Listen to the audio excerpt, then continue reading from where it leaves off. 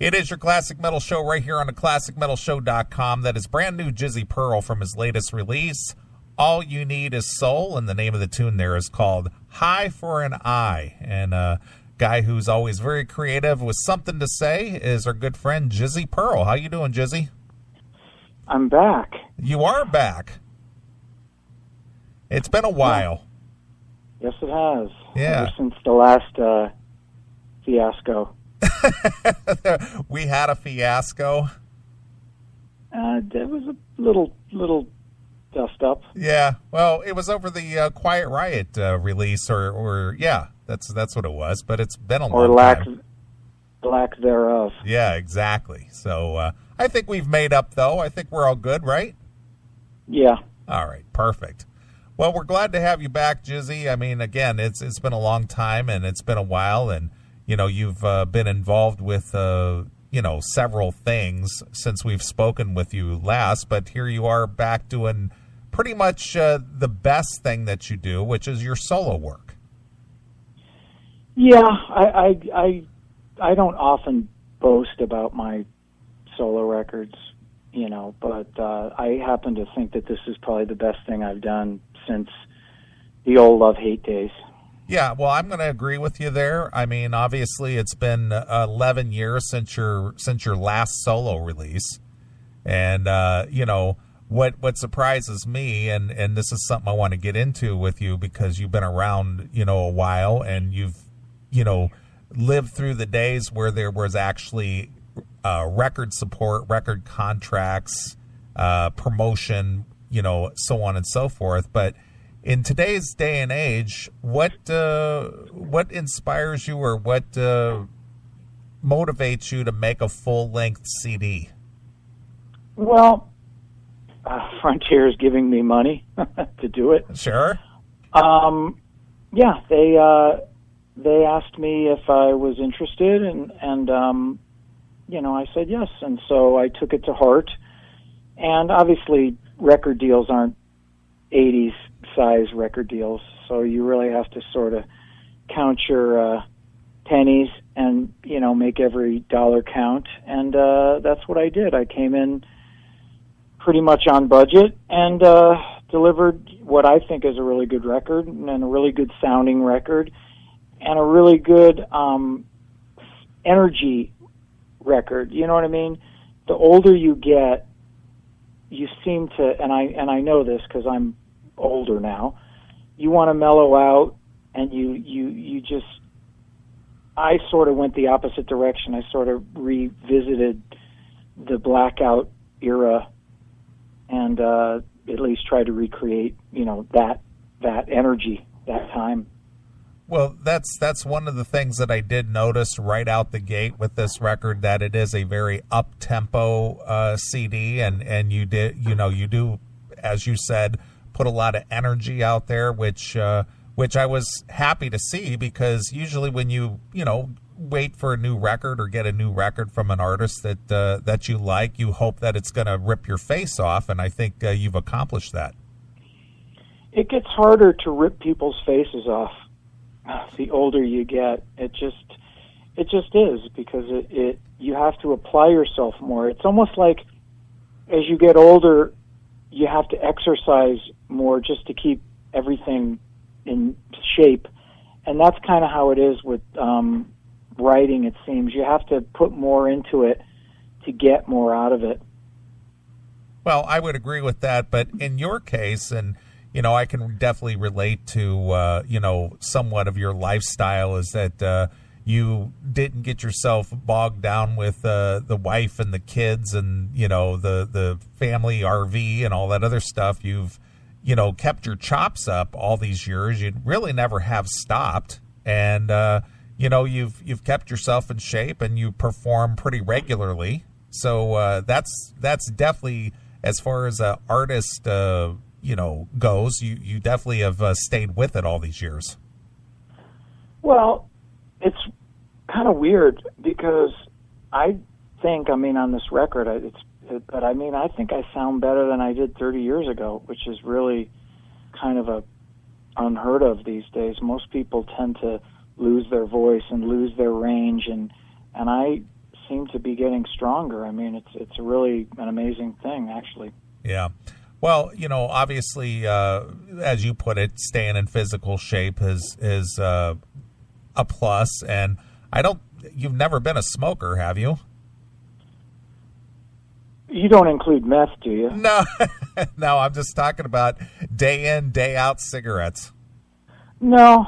I mean, everybody parties and stuff like that. I just think that you really have to, like I said, you have to make an effort. You have to really, in this YouTube generation, it's incumbent upon people not to suck, because you can point out any artist and you can find that video that is cringeworthy, and I don't know. It's just it keeps you on your toes. It keeps me on my toes anyway. Sure, absolutely.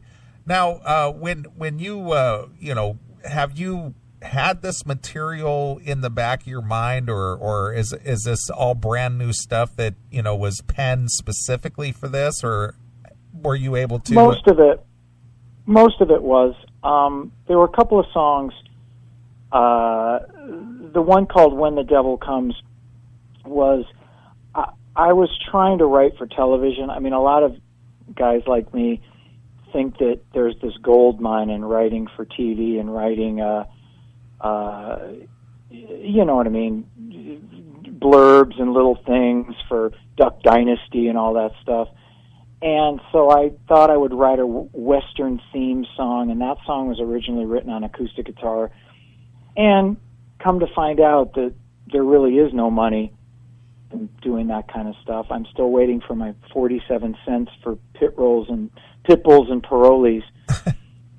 And so anyway, I just kind of zepped it up, and there's one or two other songs that I had that were sitting there, but the majority of them were written with the intention of putting them on this record, and that's why I dig the Blackout comparison, because what I dug about Blackout in the Red Room more than any other love-hate release was that it had a energy to it from beginning to end. It had a continuity, and it sounded like a bunch of guys, young guys, bashing it out in a garage, which was kind of what it was.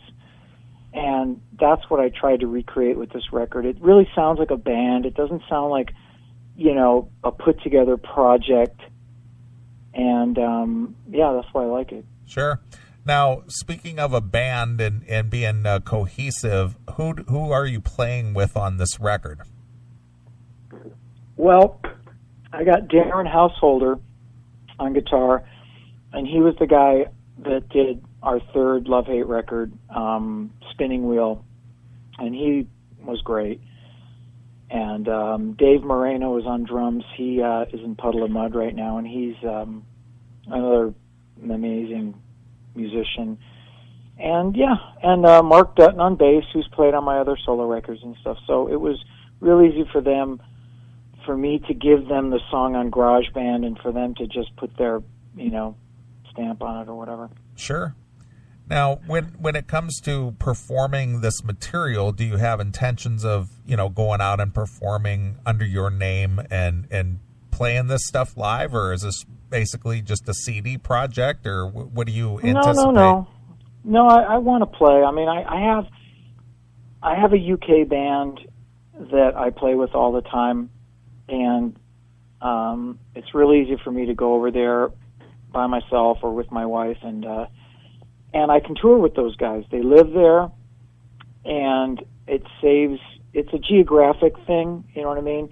So I have a UK band that I do Europe with, and I'm gonna, do some US shows and see where that goes, and we'll see, if I can drum up some gasoline in the van and get it going. Sure, absolutely.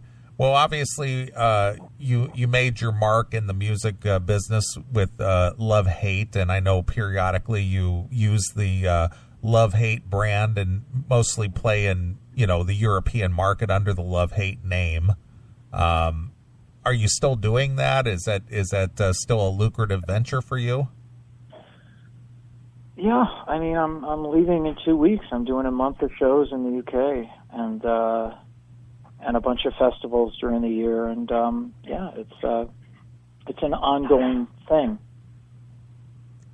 So how does that work with you as far as the the use of the love-hate name? I mean, is this something that your former bandmates signed off on, or do you own the name outright now, or how does that work?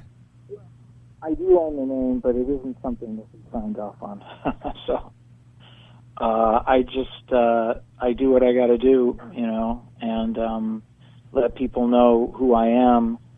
And I've been doing this for so long by myself that I am pretty much associated with the love-hate stuff and the material. I mean, the other guys haven't really done, anything musically in a long time. So. Sure.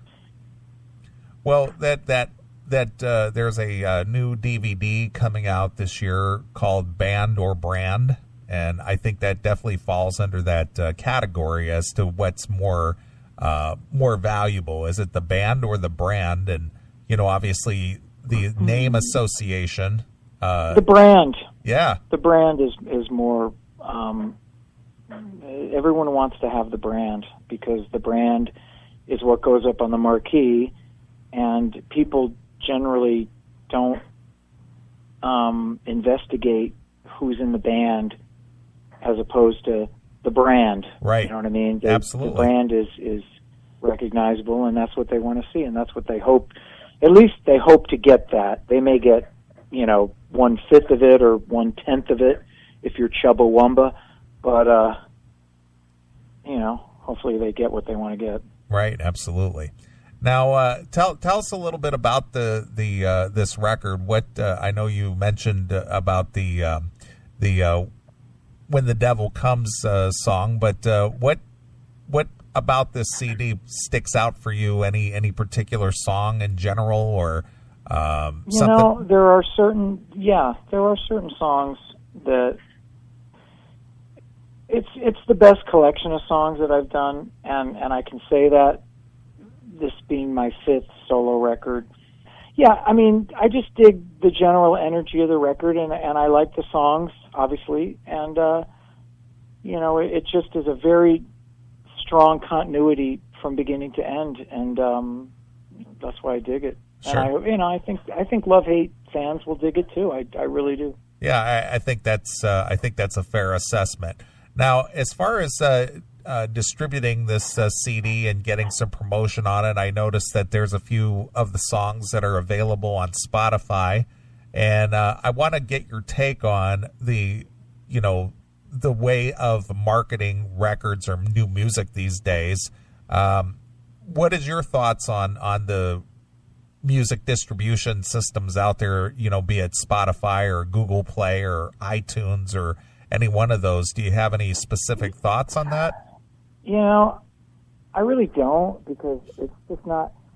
Put it this way, for a few years, I really had to get over the fact that people don't buy music anymore. I think every band goes through a period where the music, the illegal downloading fucked with their heads, and they got a chip on their shoulder about music theft or whatever you want to call it. But then you get over it. You know what I mean? You realize that it's just the way it is, and now we're in a new time, and it can't destroy your love of making new music. Otherwise, you're fucking yourself. And so I really don't know how this new stuff works. All I know is that if there are still venues and places to get records, I hope there still are. And I mean, I don't have Spotify. I don't really, I just don't partake in it. So is this new disc, this All You Need Is Soul, is this going to be available in a physical copy? Except, is it going to be distributed to the? Yeah. I mean, Frontiers is a real label. I'm happy that they are signing all my friends You know what I mean? It's L.A. Guns made a great record. They did. It's just, it's great. So yeah, and to answer to your question, yeah, there's going to be even vinyl, which is an unheard of thing these days. Sure. Now, how does an artist such as yourself? I mean, obviously, you're very talented in the music business as well as the writing and so on and so forth. But when an artist who still wants to record and wants to create, what is their main source of income? It's just live performance, right? That's basically it. Yeah, absolutely. I mean, that's why people charge ridiculous prices for that VIP package and stuff like that. It's I don't agree with it. I think ticket prices are pretty expensive anyway, and then throw in a T-shirt and drinks and et cetera, et cetera. You know what I mean? But that's why they do it. You know what I mean? Because they gotta, I don't know, overcompensate for the lack of record sales, I guess. Well, that's exactly right. Now, you live in Las Vegas, which has been kind of become the new home for a lot of the former LA people. A lot of people that I know live in Vegas because of the opportunity to. Well, number one, I guess it's a lot less expensive than LA, and number two, there's a lot of more opportunities to perform. It's for the most. I mean, it's cheaper. It's way cheaper to live here, and it's just LA isn't what it used to be. The Sunset Strip is pretty non-existent, and there was a time when people from all over the country came to LA and the Sunset Strip because of the magic, and it just doesn't exist anymore. And so, I mean, it doesn't really matter where you live now, because of these things called aeroplanes. And, so, I mean, LA just, for me, I lived there my whole life, and I just decided I didn't need the drama anymore. Sure, absolutely. Now, I want to ask you, you've been involved with other notable bands, be it Quiet Riot or Rat, and there's always seems to be some kind of upheaval going on, picking at the bones of what's left of that scene. And, you fronted Rat for, numerous years, and there's a lot of, there's a lot of battles still being fought for that band or for that brand. Do you have any insight or any thoughts on what's going on? You know what? I really don't know. I know I watched the whole Blotzer thing, as an observer, and I watched it, crash and burn and do all that stuff. And I really, like I said, I'm really not privy to the inner workings of who owns what or how much and percentages and contracts and corporate stuff like that. It's just, I think everybody has their own particular story of that. You know what I mean? Yeah. It's just, I don't know about the DeMartini thing. I mean, I think Warren I can't imagine Rat without Warren DeMartini personally. That's just my opinion. I mean, he is an icon, and I just can't imagine that happening. So who knows? Yep, I agree.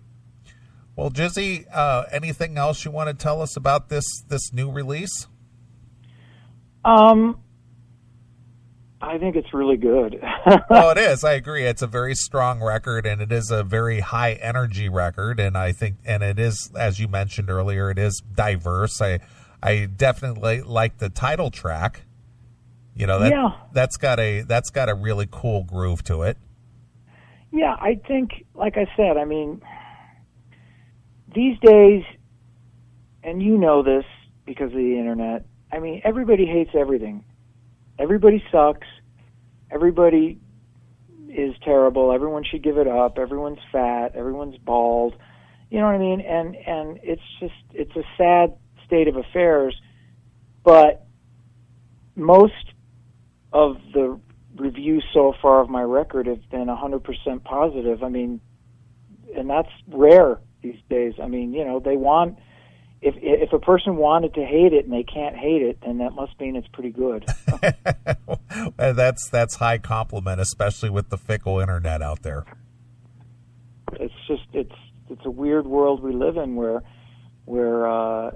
people bitch that they want to hear new music all the time, and then when you do new music, they dog it. I mean, granted, some of it's not great, but some of it's really good, and I mean, there are gems that come out. I mean, I thought that the Tracy and Phil record, you know, came out really good, and I was so happy for those guys, you know, that they're having success, and it shows that you know, it can still, and the fire can still burn, the torch can still be carried, and it's a really good thing for us guys out there doing the you know, heritage, nostalgia, whatever you want to call it.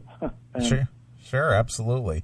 Well, you mentioned that you're going to go over to Europe and do some shows this year, and do you have anything else that you're working on you know, on the slate, or is that going to keep you pretty busy? I mean, obviously, you know, a few years ago, you wrote a series of books, which I enjoyed thoroughly. I still have them right there on my bedstand, as a matter of fact.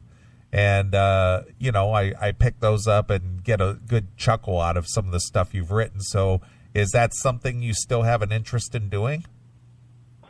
Yeah, I don't know. I mean, you know, I book writing is a long process, and I don't know. I always do these little blogs, and I write, and I like to write because it's fun for me and stuff like that.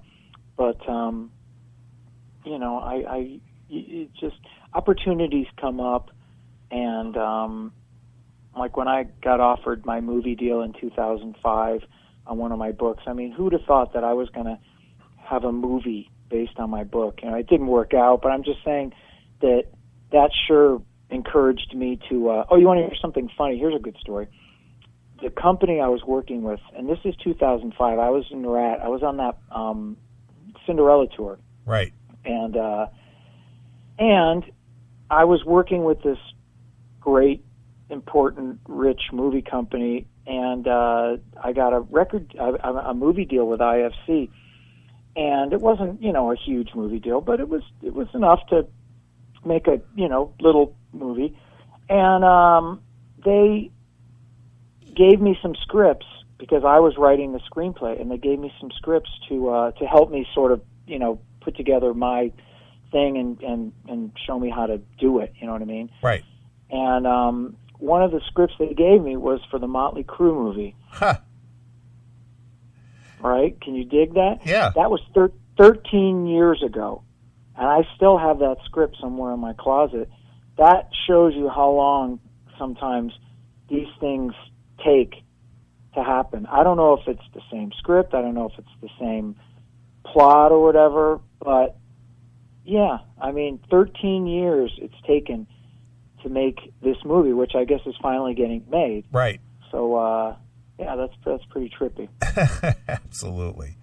All right, Jizzy. Well, you got a very strong record in this All You Need Is Soul, and I think that if you're a love-hate fan, you'll definitely want to go get this because it's very well done. I like the production on it. I think the production is very, very strong. One of the things that seems to suffer with what potentially could be a great record is sometimes the production is kind of muddy, but this is very clean, very crisp. And well, you have to, I mean, like I said, I mean, Frontiers gives you money to make a record, but it's not like the 80s, you know what I mean, where you're buying sushi and champagne and, you know what I mean. There's enough money to make a record if you're smart, and you have to spend, at least I did, most of the record on the mix. You know, everyone took a pay cut. I mean, I didn't make any money, but my buddies that did the record, they all took a pay cut to make this record out of love, you know, and I spent most of the money on the mix.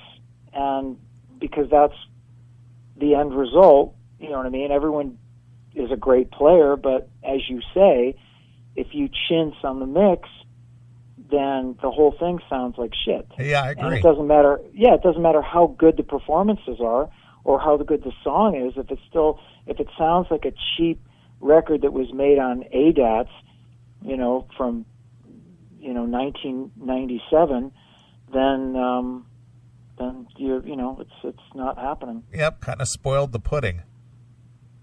Yeah. So that's where my money went. Sure. Now, did you record a lot of this in a pro studio, or did you do this like in a home setup, or what? Pro studio. I recorded the drums and vocals in my friend Chili's, the drummer. He has a studio, so it was easy. All his drums are set up, and his vocals are set up, and all that stuff. So it was, easy for him and easy for me, because obviously Pro Tools, you can take a FireWire drive and go from place to place to place. It doesn't have to, you know what I mean? Right. It's easy in that regard, which is cool. But the guitars were recorded in this place in Van Nuys, California. It was just in a really kind of a bad neighborhood, and it was not, no air conditioning, candy wrappers on the floor, mice running around. I mean, it wasn't the greatest place. No, no Persian rugs and no 180 cable stations. But what this guy has in his studio is really good gear, really good amps, really good cabinets, vintage guitar gear, and that's what we needed. And so me and Darren and this guy sat in his place when it was 110 degrees in LA and no air conditioning, and we sweated, but we got what we needed, you know what I mean, for the price. And so that's, I mean, if you got to do it on a budget, that's how you do it. You just need to get the good gear and the good mics and a good engineer, and you could do a record in your bedroom, and I'm sure a lot of these guys do. Sure, absolutely. Now, did you personally play any instruments on this, or? Yeah.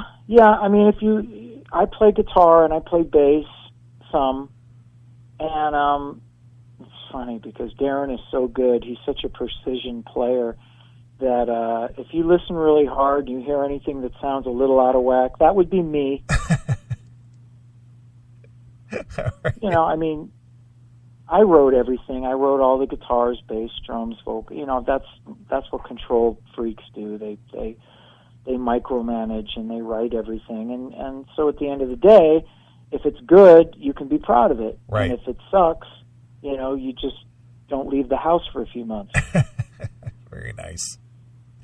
Well, it's a great record, Jizzy, and I'm proud to play it here on the Classic Metal Show. So, very good. I'm glad to see that you're still got the fire and the energy and the desire to continue, recording and performing and doing all the great things that people know you for. Well, if you lose that, what do you have? If you lose that's what the title is about. All you need is soul. It's about having passion and soul, because that's what at the end of the day, it's all you have as a human, as an artist, is your art. And the minute your art starts slipping and you don't care, then your art will reflect that. And, certain records from certain artists who shall remain nameless, it shows, and you gotta give 10 times more of a shit now than when you did when you were 30. You just do. Yep. And, that's what I strive to do, and I think I got it on this record anyway. Yeah, I agree. Well, if you lose that passion in your soul, you might as well just become a greeter at Walmart. Yeah. Well, I also greet at Walmart, by the way. Do you? Yeah. I got to pay the rent, dude. Sure, I get you. All right, Jizzy. Well, where can people find you? You still have your website, jizzypearl.com? You know what? It got hijacked by some guy. I let the domain drop, and it's the weirdest thing. Some guy took it, and he sort of made it about me, but kind of not. I mean, you have to go and look at it and see for yourself. I mean, it's about me, but it's also, I don't know, it's hard to explain. He talks about me, but then he talks about these philosophical, musical, Zen questions, and it's just the oddest thing. And I just think, is he a fan? Is he a weirdo? Is he a stalker? I don't know. Is he all three? You know, could be. But I'm on the Book of Face and the Gram of Instant and the Twitter and all the usual suspects. So if people, and I'm doing U.S. shows. I'm playing the Whiskey in June with Joey, my original drummer. So he's real excited about that, and I'm real excited, because he wants to play the Whiskey again, and it'll be fun, to sort of go back to the roots of where we were, and I'll probably play a couple of shows in the States and stuff like that. I'm trying to get a certain couple of things, and I hope they pan out. And Europe has always been good to me, and I hope that that expands as well. And so I mean, it's all good. I mean, I get to play my own music, and I feel good about not having to lean on the 30-year-old music and kind of just feel funny about it. Excellent. All right. Well, keep up with Jizzy on Facebook or Instagram and all that. Just Google his name. I'm sure you'll find him. And you want to pick up this new release as well. All You Need Is Soul. And I think that you'll be pleasantly surprised and pleased with it. So anything else, Jizzy? That's about it. Are you snowed in? Oh, it's a little white on the ground, but not snowed in. Wow. God damn, this climate change. Don't know what to tell you about it. I'm burning plastic bottles every day to help try to, bring about another change. Oh yeah, burning a hole in the ozone layer, are you? Yeah, I got to help things along, Yeah. Well, right on. Yeah, thanks for the support, and I'm glad you guys dig the record. I saw what Chris said, and I appreciate it. I mean, he's, for a guy that I know is a huge love-hate fan, for him to give kudos for the record, is a good thing. Like I said, I mean, anybody that digs the love-hate and dug the record and dug the vibe of the old band is going to be pleasantly surprised, and I think kind of blown away by what was achieved, and and happy. I agree. All right, Jizzy. Well, again, I appreciate you taking the time and being a part of the show and being a part of the classic metal show history, as it were. And before we let you go, I'll let you pick a closing song off your new release and maybe tell us a quick story about it. Well, I like High for an Eye, which is a drinking song. It's kind of like Fuel to Run. It's sort of my homage to the old love-hate drinking songs. But there's a song called House of Sin, which is about Jizilla, which is the alter ego of Jizzy. He's the guy that ruins parties. He's like what Chris Holmes used to be back in the day. He would show up to your place and all the breakables would be, stowed away. He's not like that now, but back in the day. So that's what that song is about, and it's about, don't let him in, you know what I mean? It's the House of Sin, and he just wants to come and hang out and party with you, but you're going to take your chances, and it's a killer song, and I really I like it a lot.